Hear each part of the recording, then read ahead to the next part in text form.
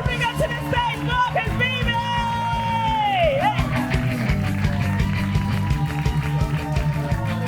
Evening, I'm Marcus Beebe. So the more observant amongst you tonight, you will already be able to tell I'm from one of potentially 40 different countries. Half British, half Malaysian.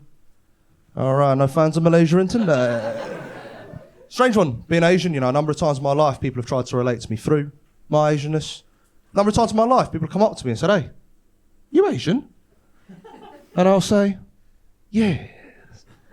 Now these people like to tell me they went to Asia on their gap year, and I know they do mean well, but heritage and a gap year are two very different things. For example, I don't go up to a homeless guy and say, hey, you homeless?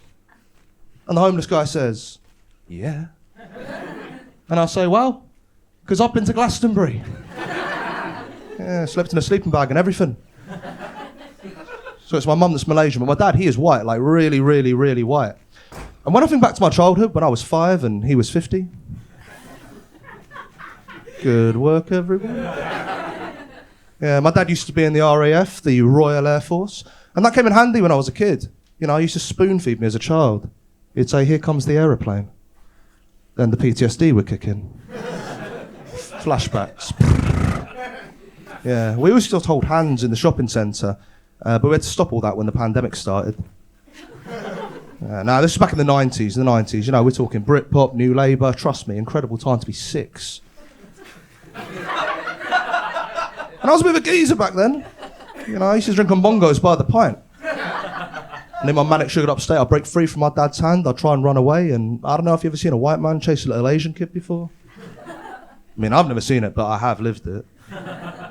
So my dad would catch me, he always catches me, and I'd scream up things like, you're not my dad. Who are you? Which between us guys were lies, but the people in the shopping centre were witnessing a full-blown abduction. Yeah, no one ever called the police, but I like to think there's a banker working in Canary Wharf, making a lot of money, living a really good life, but every once or twice a month gets triggered and thinks, fuck, was I complicit in child trafficking?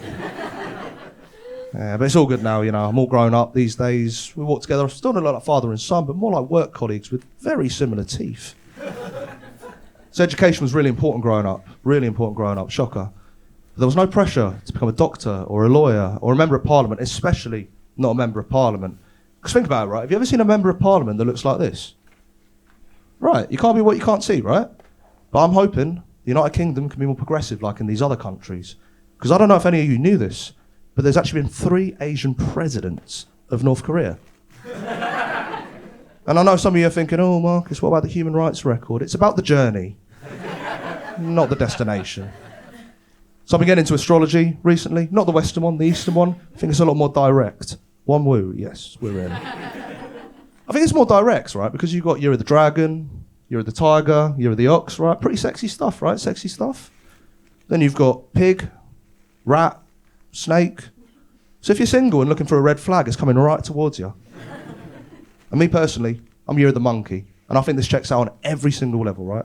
Because some people see me, right? They see a fun, cheeky, chappy sort of guy. And other people see me and they're racist. Yeah. I'm probably the most racist person I know, actually. Oh, yeah, I heard a gasp there. No, I love black people, I love white people, I love brown people. But if I ever see a guy that looks like me enter the friendship group, I just think, who the fuck is this guy? You know, I bring him to one side and say, mate, come here. The friendship group is full. Go home. Yeah, my white liberal friends, they tell me, Marcus, stop being so aggressive. And I tell them to stop diversifying their portfolio. I'll be the first to admit it. The set so far, been pretty race heavy. Yeah. Comedian said to me recently, he said, you're so lucky that you can do all this race stuff, because I don't get to do all that. And I said, well, would you want to? Because you're a white guy. I don't think talking about being an Asian is going to help you at all. You know, audiences can't always smell the bullshit, but they can definitely see it. Yeah, been under a bit of pressure recently. I've turned 30, and I'm the first person in 4 generations not to have killed someone. And that is a lot to live up to. It's true. Like, my great-granddad was World War I. My granddad, World War II. My dad has a vibe. You've been brilliant. You've got a great show ahead. Thank you very much.